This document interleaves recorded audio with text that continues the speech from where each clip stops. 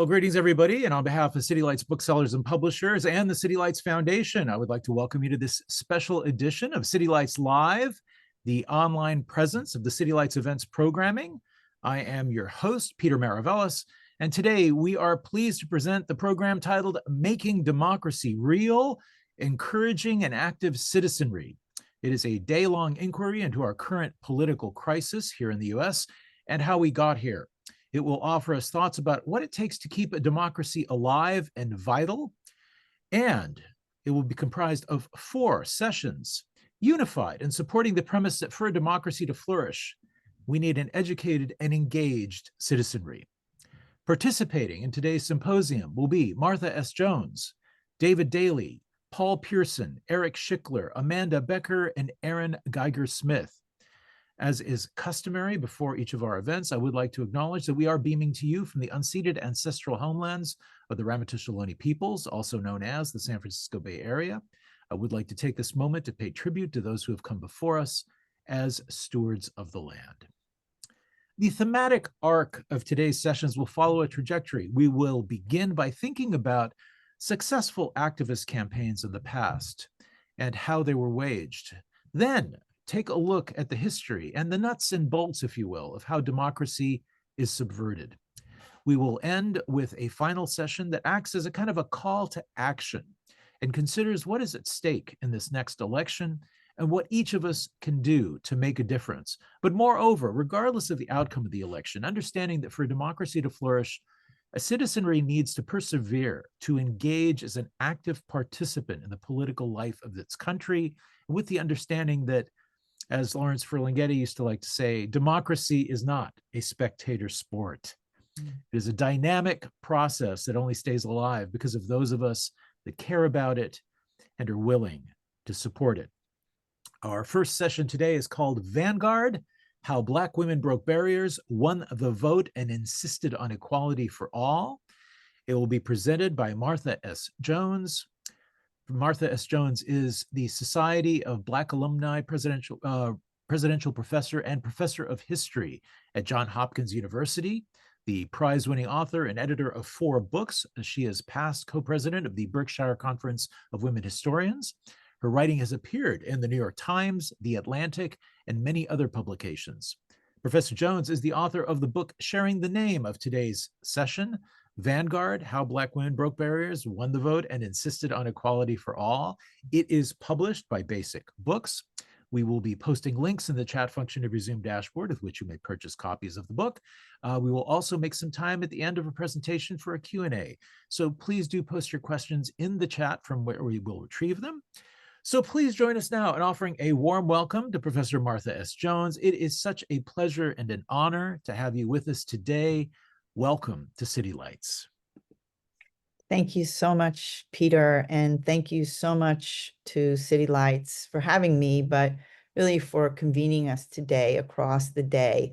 I don't know about other folks on the call, but I'm somebody who, as I move through my day, there are many of us looking for ways to thoughtfully manage these weeks and these really challenging days. And so I'm glad folks could come out this afternoon, and I'm really happy to be here.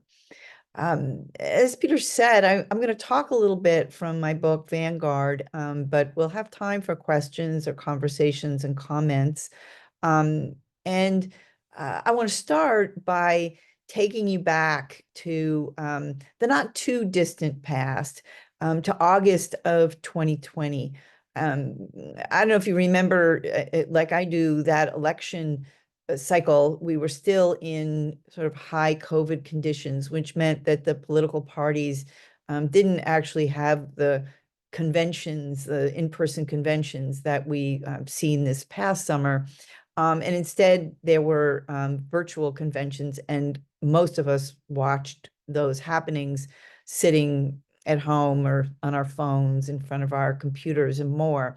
And I was one of those people, especially wanting to tune in August of 2020, when I knew that then Senator Kamala Harris was going to accept the nomination to run as vice president with Joe Biden.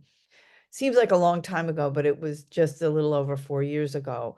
But for me, because I'm a historian of Black women's politics, I was tuning in importantly because I knew that if Kamala Harris came to the podium in any way, like other Black women had come to similar podiums in the past, she was going to have to tell a story. She was going to have to tell a story about herself that helped Americans understand how she had come to be standing there in Delaware, accepting the nomination and preparing to run for Vice President of the United States. And she gave a speech that really hit those marks importantly. Today, I think a lot of folks know where she began those remarks, and that was with her own mother, Shamala, who was herself an immigrant to the United States from India, who raised Kamala Harris and her daughter, her sister Maya. Harris credits her mother with really instilling in her daughters this sense of their unlimited possibilities as Americans. And then she went on to really reach deep into history. And she invoked 6 women who she explained on that evening, she was standing on their shoulders. And sometimes when I tell this anecdote to my students, this is like a pop quiz. There are no quizzes today, thankfully. But it is a sharp lesson in American political history. Kamala Harris in 2020 named 6 women: Mary Church Terrell, Mary McLeod Bethune, Diane Nash, Fannie Lou Hamer, Constance Baker Motley, and Shirley Chisholm. Now, I don't have any statistics about how many Americans were able to follow, understand, appreciate that litany of Black women from the nation's political past. But Kamala Harris certainly was signaling to us that her candidacy was going to require all of us to develop a new sort of political literacy if we were to understand her and what was in 2020 a record number of Black women who were running only for national office. Almost 130 Black women were sharing the ballot with Kamala Harris in that year. I'll come back to those women as we go along. Part of the story I want to tell today is anchored by another event in 2020, and that was the centennial or the anniversary of the 19th Amendment, the so-called Women's Suffrage Amendment to the Constitution. This was a landmark year. In August, there were everything from laser light shows and parade floats to the unveiling of monuments, to memorial lectures and more, all of which mark 100 years since the 19th Amendment had become part of the Constitution in 1920. And one of my reflections about that moment is that it wasn't one that I immediately saw as a celebration. And the reason for that is embedded in the story I want to share today about how African-American women came to the 19th Amendment and how they confronted its disappointments. This is a story about the struggle for voting rights, one that places Black women, like the 6 that Kamala Harris invoked, at the center. When we appreciate what an open secret Black women's disenfranchisement was in 1920, it's very hard to uncritically celebrate the 19th Amendment. It was true in 1920 that the members of Congress who promulgated the 19th Amendment, the state lawmakers who ratified the amendment, many of the suffragists themselves who promoted the amendment, everyone understood that nothing in the terms of the amendment would keep individual states from strategically keeping Black women from the polls. states would continue to use poll taxes and literacy tests, understanding tests, grandfather clauses, these mechanisms that had long kept Black men from the polls now threatened to keep Black women from the polls as well. Back in 1920, voting rights, this expansion of voting rights for American women and the expansion of voter suppression went, in a sense, hand in hand. I think that for many of us, there are two stories or two myths that really surround the 19th Amendment. And maybe you've heard these or a version of these. The first myth is that when the 19th Amendment became law, that all American women got the right to vote. We're going to talk more about that and how that's not quite the case. There's a second myth, I think, that maybe some of you have heard, and that goes something like, in 1920, after the 19th Amendment, no Black American women were able to vote. That too, a view that says racism kept all Black American women from the polls isn't quite right either. And this is part of my work. Part of my job is to confront these myths and to talk about the history that helps to clarify them and helps to set them aside. Voting rights in this country have always been born of struggle, and the battles that were waged 100 years ago for a constitutional right and against Jim Crow, I think we still hear the echoes today. So what happened in August of 1920? Well, the requisite 36 states ratified the 19th Amendment. The U.S. Secretary of State certified the amendment, and on August 26, it becomes part of the Constitution, enforceable in all of the states. What does the amendment say? Well, fortunately for us, it's a short one, and so I can read it, but I want you to hear the language. It's the right of citizens of the United States to vote shall not be denied or abridged by the United States or by any state on account of sex. That's it. So what precisely did that mean for American women? It was clear that existing laws that had up until 1920 reserved the ballot for men were void. They were unenforceable. They were in violation of the Constitution. And still, it was true that there were American women who, even after the 19th Amendment, who could not vote.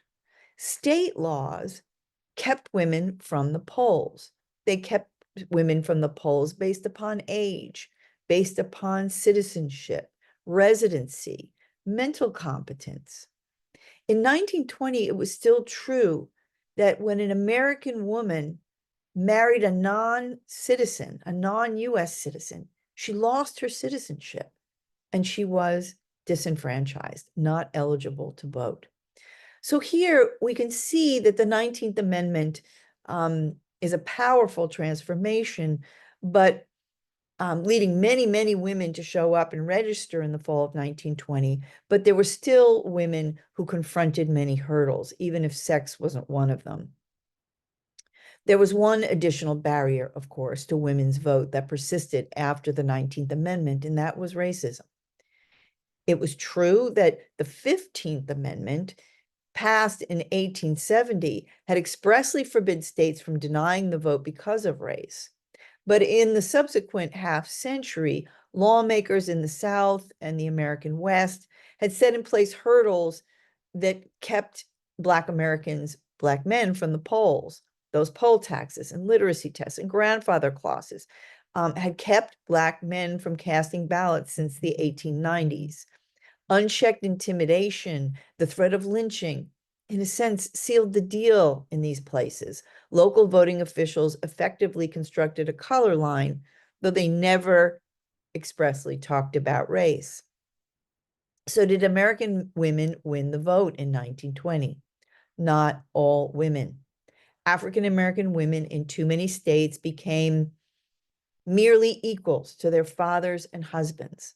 State laws denied them the ballot in an end run around the spirit of the 15th Amendment, around the spirit of the 19th Amendment. And while not all the registration numbers have survived from that fall 1920 season, we can use a combination of those records and newspapers to capture and to appreciate the ways in which those discriminatory laws kept the numbers of Black women who registered to vote very, very low. And still, the first waves of Black women voters had been unleashed years before. So there are Black women coming to the polls. Individual states were making women's suffrage the law. This was true in California starting in 1911, in Illinois in 1913, in New York in 1917. By 1920, in those jurisdictions, Black women were already experienced voters by 1920, and even more women vote in many jurisdictions after registering that fall in the wake of the 19th Amendment. How do they do that, we might ask? One of the stories comes from St. Louis, Missouri. And here I'm drawing on a story from my own family. My great-grandmother, Fannie Williams, was an educator and activist in St. Louis, Missouri. And she, like many Black women activists, anticipated the 19th Amendment, anticipated that Black women would be discouraged from registering and casting ballots. What did she and the women around her do? They used the local Black YWCA, named for the great 18th century poet Phyllis Wheatley. They used the Phyllis Wheatley YWCA as a suffrage school. There, they trained Black women and a few Black men to prepare for their chance to register. They taught one another how to pay poll taxes.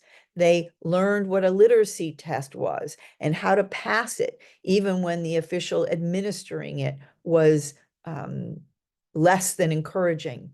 They turned out, and papers report in St. Louis that nearly every woman in the city registered that season, Black and white. But there was more to the story, because while white women in St. Louis were encouraging one another to register to vote, to realize, to actualize the struggle that had led to the 19th Amendment, to bring them as women into the body politic for the first time. African-American women are working through two imperatives. On the one hand, yes, many of them have been suffragists, like my great-grandmother, Fannie Williams, and they are going to register and cast ballots to assert this newfound right that they have as voters, as fully fledged citizens. But for them, there's more, because what Black women know about the politics of St. Louis is that since 1916, lawmakers there had been using ballot initiatives to set in place a set of new draconian housing segregation ordinances that was dividing the city. So Black women are coming to the polls as women, but they are also coming to the polls as Black Americans. That intersectional perspective on what the ballot means, and they are looking to join Black men in challenging this rise of Jim Crow housing segregation in their city. The other example I want to share comes from the city of Daytona in Florida. In Daytona, educator and club movement activist Mary McLeod Bethune was, throughout 1920, traveling across the state, encouraging Black women, again, to prepare, to register, to organize in anticipation of the 19th Amendment and that fall's election cycle. Mrs. Bethune, like many Black voting rights activists in the 1920s, was confronted by brutal opposition every step along the way. Violence was rampant as Black voting rights advocates moved across the state. Bombs, mobs, intimidation, and more. But Black women in Daytona managed to join the voter rolls, even as they knew the intimidation continued. The Ku Klux Klan in Daytona put a notice in the newspaper. Everybody in the city was on notice that they intended to march on Election Day Eve to suppress Black votes, and they did. That night, white robe Ku Klux Klansmen marched onto the grounds of Mrs. Bethune's girls' school. Their objective, to intimidate her, to intimidate her faculty, to intimidate her students, to scare the Black women of Daytona away from the polls. They didn't succeed. Mrs. Bethune's faculty confronted the Klan that day. Some versions of the story credit her students with doing the same. And this parade of Klansmen left, not having accomplished what it set out to do. The next morning, Black women in Daytona activated their networks and came up with a plan. They knew that they were going to be watched. They knew that there were going to be threats of intimidation and violence, and they determined to come to the polls as a group, all of them together, rather than going individually and being especially vulnerable. They were made to wait. They were made to wait long hours. They were made to wait longer than their white counterparts. But in 1920, Black women in Daytona managed to cast their ballots. It's a difficult story because the violence continues and the intimidation continues. And it was true in Daytona as it was all across Florida, that by 1922 and 1923, Black voting rights activists abandoned the field, at least for a time. The violence is unrelenting. The intimidation is fierce. And Mrs. Bethune, as we'll talk about in a bit, goes on to pioneer a new strategy because this direct challenge at the registrar, at the polls, is not going to be successful in Florida. So when we get to the later fall of 2020 and Black women look out across the country to ask themselves, how have we done with the 19th Amendment? The answer is the nation is really an uneven patchwork. As I mentioned, in places like New York City, in Chicago, in Los Angeles, in San Francisco, Black women are voting, using their ballots to important effect, but in too many places, they are still not able to register and still not to vote. What to do? The burden for devising a strategy going forward is left to the National Association of Colored Women's Clubs and its president, the educator and suffragist Hallie Quinn Brown. Brown understands that absent some kind of change, violence and intimidation, along with state laws, will keep Black women from the polls for generations.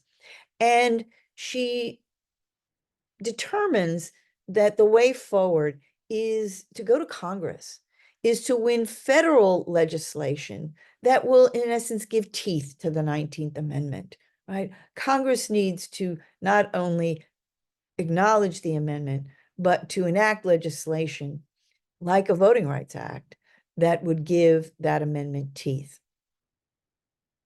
She begins to organize a campaign, and she knows that some of the best organizers around women's suffrage are those that had organized to win the 19th Amendment. Alice Paul, Carrie Chapman Catt in particular.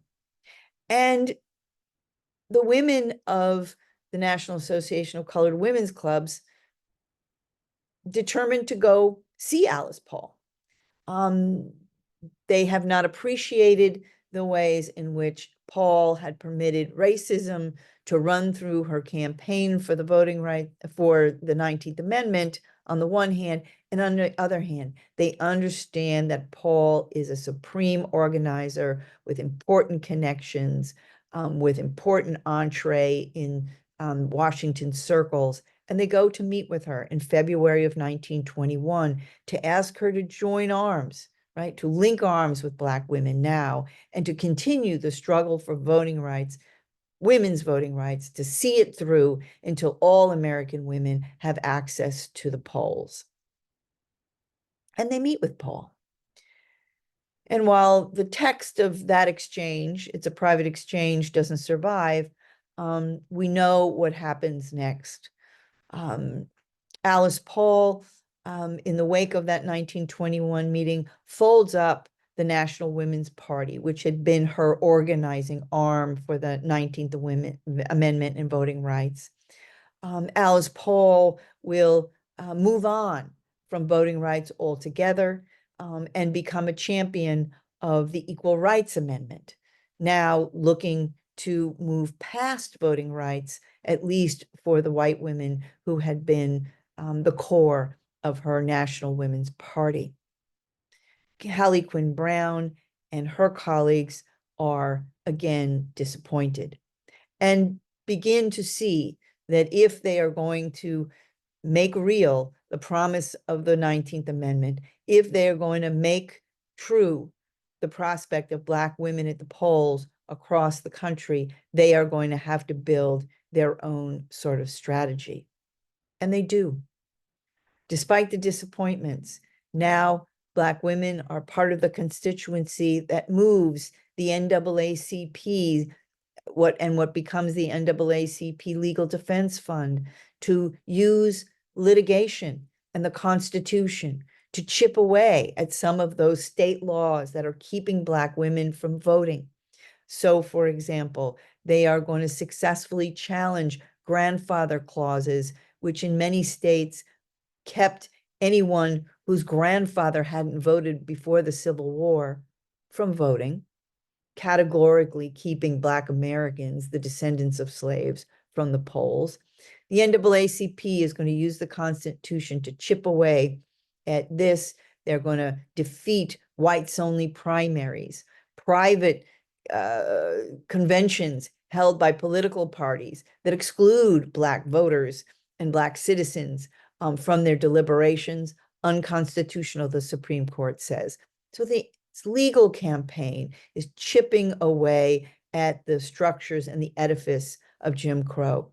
The NAACP is urging on Congress the passage of anti-lynching legislation to tamp down on the violence and the intimidation that is also keeping Black people from the polls.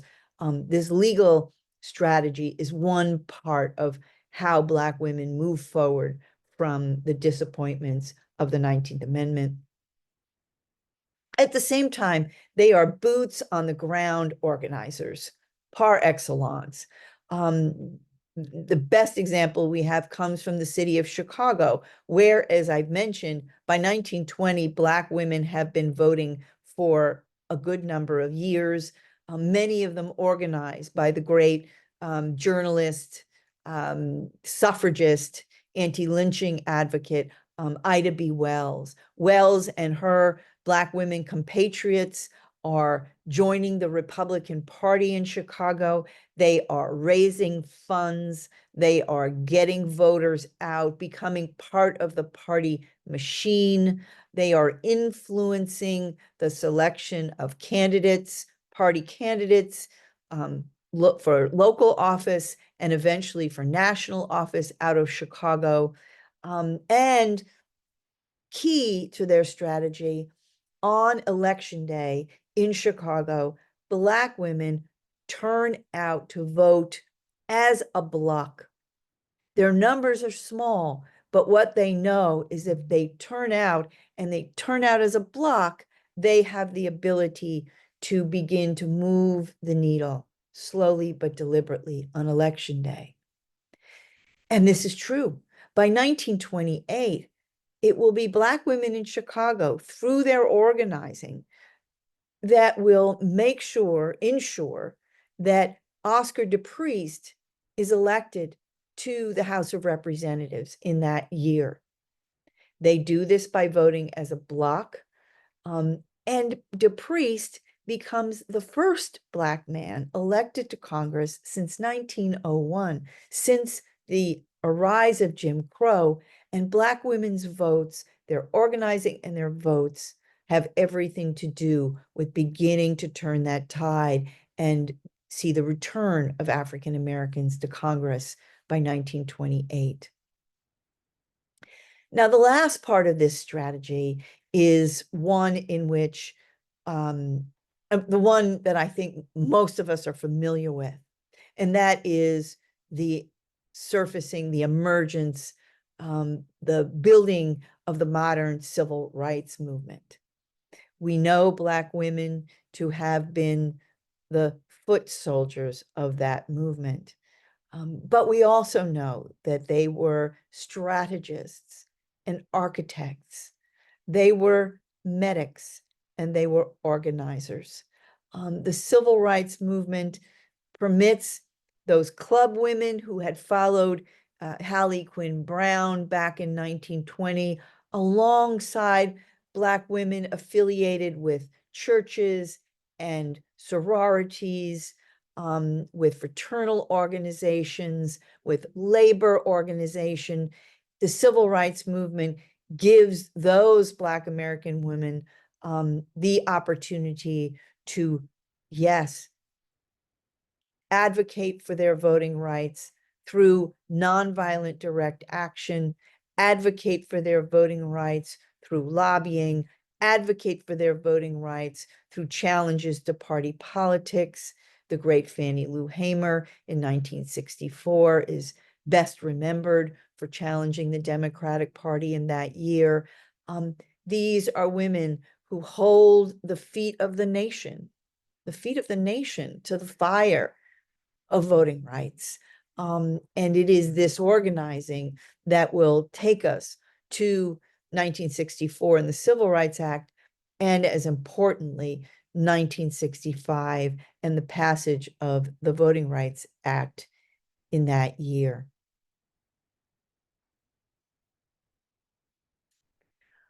Kamala Harris, as I said, explains to us in 1920 that she stands on the shoulders of these women. Mary Church Terrell, the first president of the National Association of Colored Women's Clubs, a staunch suffragist whose career was shaped in large part by her willingness, her insistence, even in the face of racism in the women's suffrage movement, her insistence that Black women should have a seat at the table. The great Mary McLeod Bethune, who I mentioned, who out of the disappointments and the violence of Daytona and Florida, migrates to Washington, where she is going to not be elected to office, but appointed to public office in an end run around the disenfranchisement of Florida voters. She is going to become part of Franklin Roosevelt's kitchen cabinet. She is going to be part of the new administrative infrastructure of the New Deal, and with that bring scores of Black women to Washington, women who are going to use the resources of the New Deal agencies to ensure that more Black Americans are able to recover from the blight of the Depression. Mary McLeod Bethune will go on to be there at the founding of the United Nations, by then talking with women from across the globe about what women's political rights mean for the future of the world. Diane Nash, one of the great architects of the civil rights movement, one of the great thinkers and most courageous actors in the long struggle and the campaigns of nonviolent resistance. Nash is a student in Nashville, Tennessee, and Fisk University for the sit-ins there.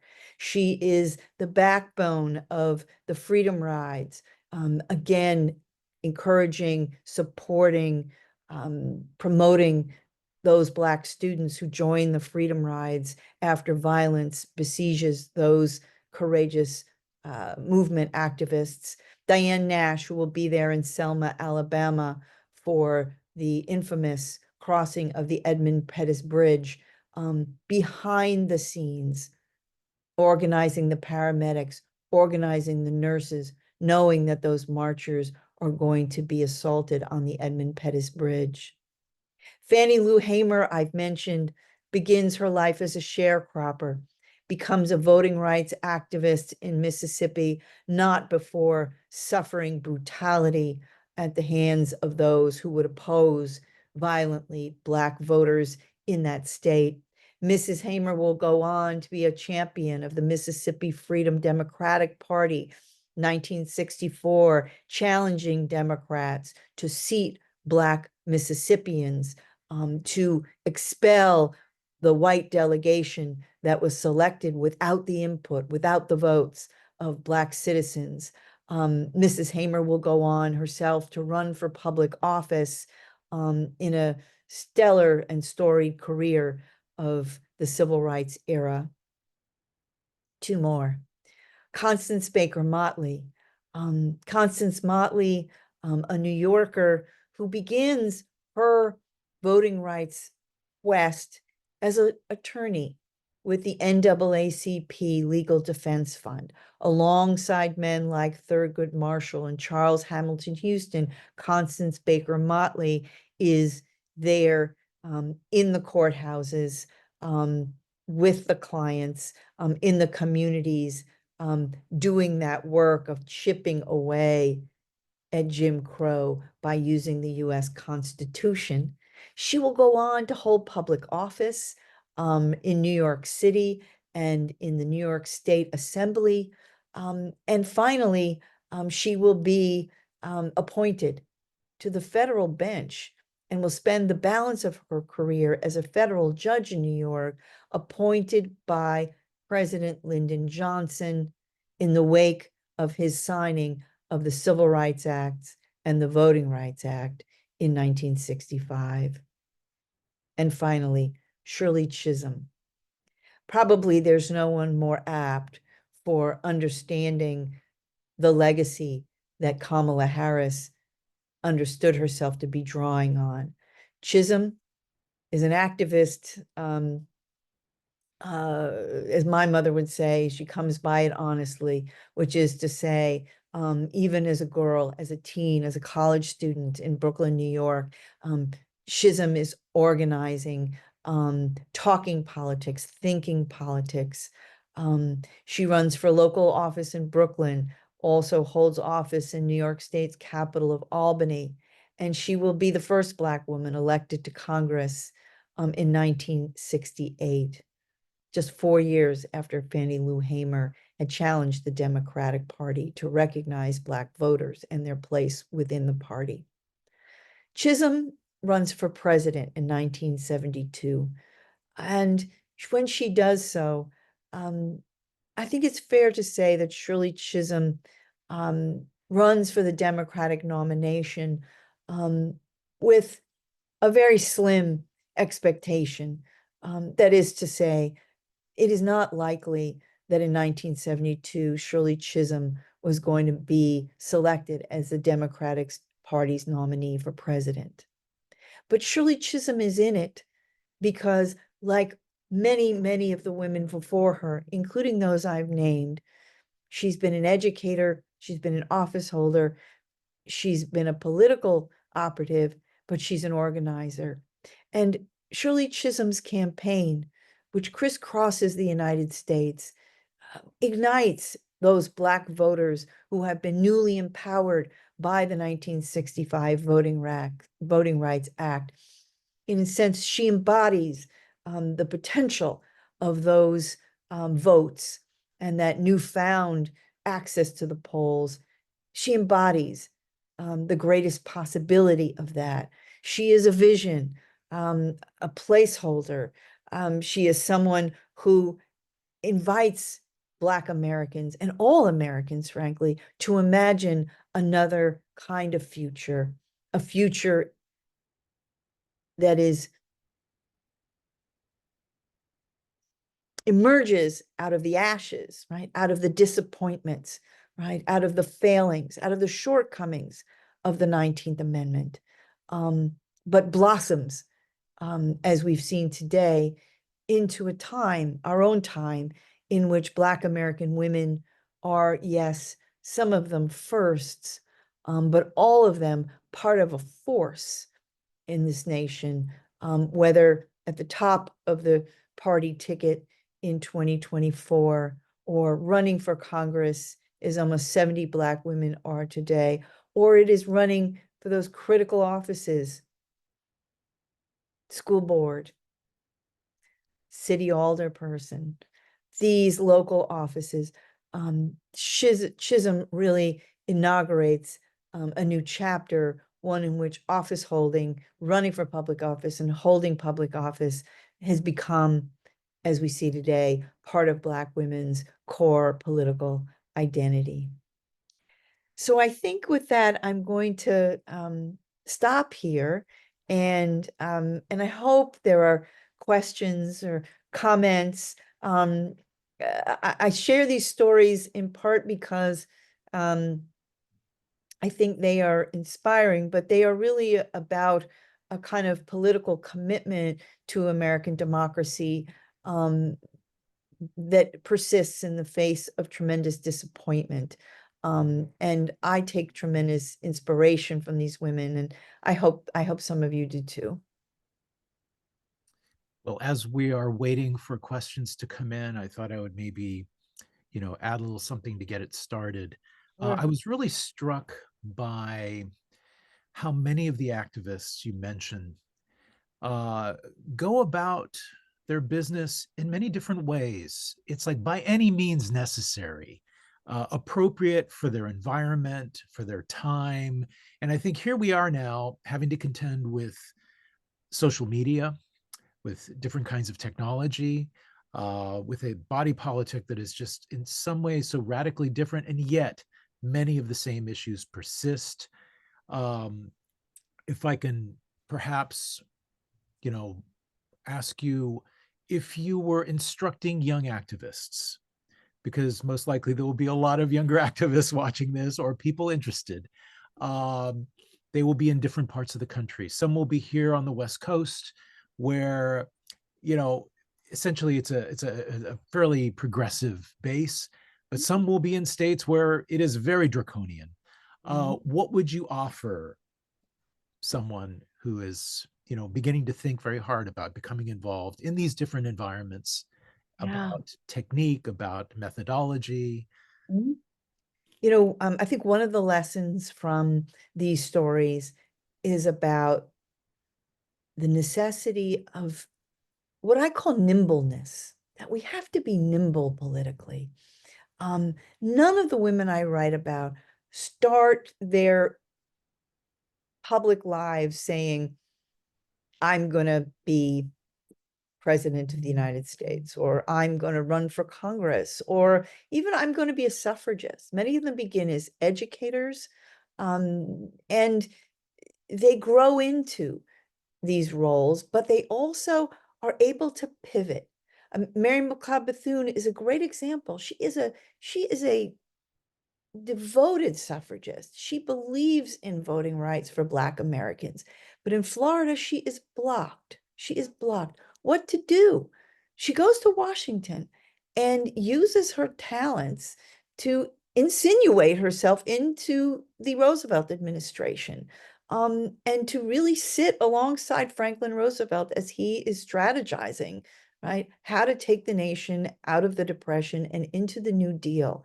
Well, if she had remained stuck, right, if you will, on voting rights, we know from the story would be a very long time before Black citizens in Florida could imagine. It would be after, frankly, Mrs. Bethune's lifetime. She lives a long life. She dies in 1955, before the Voting Rights Act is even, a well-formed idea for most lawmakers.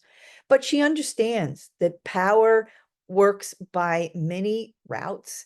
And one of the ways to exert power when you can't be elected to office is to find your way to become a valued advisor to the President of the United States and his wife, Eleanor Roosevelt. So I think this nimbleness and our ability to read the political terrain and to shift, right, in concert with others strategically, not to forget, Mrs. Bethune never forgets voting rights, but not also to defeat ourselves by standing in one place and one place only. And this is what makes their work possible. This is what gives their work a kind of longevity, because that's the other lesson, is that these are figures who, and many of them live long lives, understand democracy to be a long game. It's a long game, and one must find a way to stay in the game and to move strategically through it, even to places you didn't imagine or anticipate you would go. The last thing I want to say about young people is that these are women who always have their eyes on the next generation. And so I would challenge even the young people watching, who is the next generation around you, right? And how are you bringing that next generation into the work, however you see the work? Because many of these women never live, like Mrs. Bethune, they don't live long enough to see the full fruit of their efforts, but they have trained and mentored and nurtured and dragged along their daughters, literally and figuratively, always making sure that there's someone to keep the struggle alive, right? To keep it vital, to keep it present. And even, that's easy for me maybe some days because I'm an educator, I'm a teacher, and I'm with young people. But even my students, my question is, who are the young people who you're bringing along into the struggle? I'd like to talk a little bit about the Supreme Court and what's happened. And I think that the progressives in this country dropped the ball a little bit when it comes to, finding ways of protecting the Constitution, which is now being attacked from so many different directions. Could you talk a little bit about what we should be thinking about in terms of the Supreme Court, the Constitution, and how we move forward, even if Kamala Harris is elected? Yes. Many people know the story of Brown versus Board of Education, a campaign by the NAACP to desegregate public education, culminating in a 1954 Supreme Court decision.